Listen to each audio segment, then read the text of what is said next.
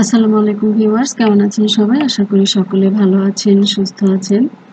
আজকে আমি আলোচনা করব গণপ্রজাতন্ত্রী বাংলাদেশ সরকারের আরো একটি গভর্নমেন্ট জব সার্কুলার নিয়ে। বিপিডিপিতে জব সার্কুলার দিয়েছে, অর্থাৎ বাংলাদেশ পাওয়ার ডেভেলপমেন্ট বোর্ড। এখানে মোট একটি পদে ৪৯ জনকে নিয়োগ দেওয়া হবে। আবেদন শুরু হচ্ছে ২০ অগস্টে। ২০ অগস্ট থেকে আবেদন শুরু হবে এবং আবেদনের শেষ তারিখ সেপ্টেম্বরের ৮ তারিখে। অনলাইনে আপনারা আবেদনটি করতে পারবেন। অনলাইনে আবেদনের যে লিঙ্কটা আপনারা স্ক্রিনে দেখতে পাচ্ছেন, এটা ভিডিও ডেসক্রিপশন বক্সে পেয়ে যাবেন। সেখান থেকে আপনারা এই নিয়োগ বিজ্ঞপ্তির বিস্তারিত পিডিএফ ফাইলটি ডাউনলোড করে নিতে পারবেন আর অনলাইনে আবেদনটি করে দিতে পারবেন এই ওয়েবসাইটে ঢুকে।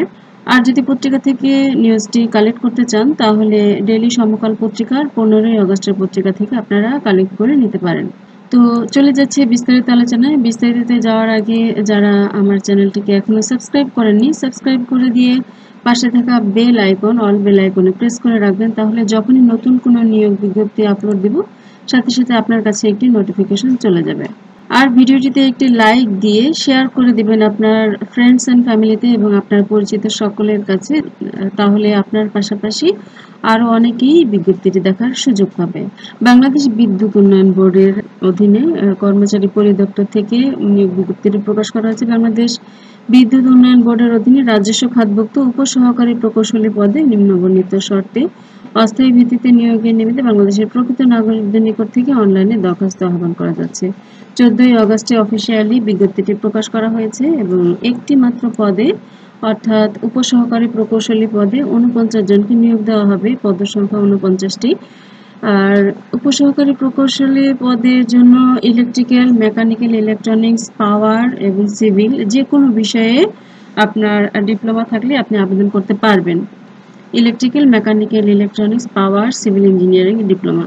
আর এসএসসি অথবা সমান পরীক্ষায় অথবা ডিপ্লোমা পরীক্ষার যে কোনো একটিতে জিপিএ 3 থাকতে হবে। আর কোনো পরীক্ষাতে জিপিএ 2.25 এর নিচে হলে হবে না। খুব ছোট্ট একটা শর্ত, এই শর্তটা পূরণ হলে আপনি, অর্থাৎ আপনার ডিপ্লোমা অথবা এসএসসিতে জিপিএ 3 থাকলে আপনি আবেদন করতে পারবেন। আর 2.5 এর নিচে থাকলে আপনি আবেদন করতে পারবেন না।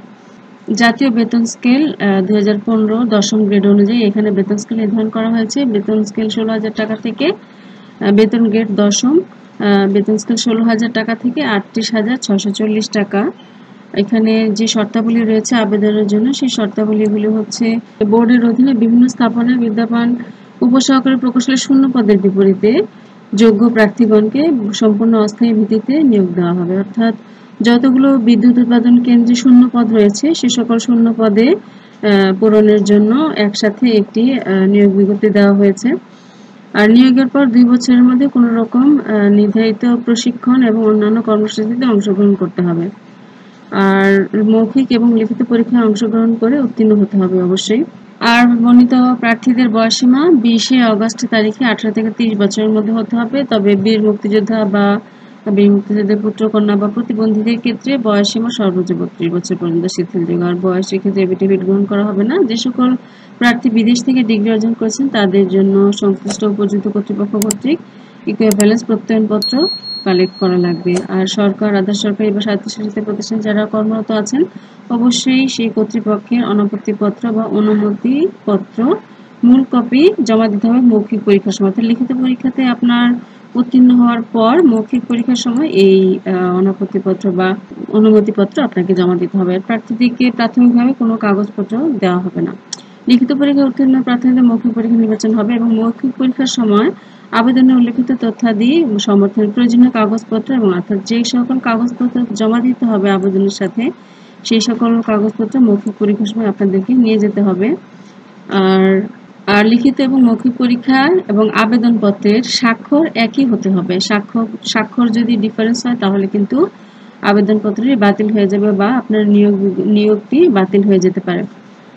আর পরীক্ষার জন্য যে আবেদন ফি জমা দিতে হবে সেটা SMS এর মাধ্যমে জমা দিতে হবে। পরীক্ষার ফি যেটা ধরা হয়েছে সেটা হচ্ছে 558 টাকা, টেলিচার্জ সহ 558 টাকা। অনলাইনে আবেদনটি সাবমিট করার 72 ঘন্টার মধ্যে এই টাকাটা টেলিটক নাম্বার থেকে পাঠাতে হবে SMS এর মাধ্যমে।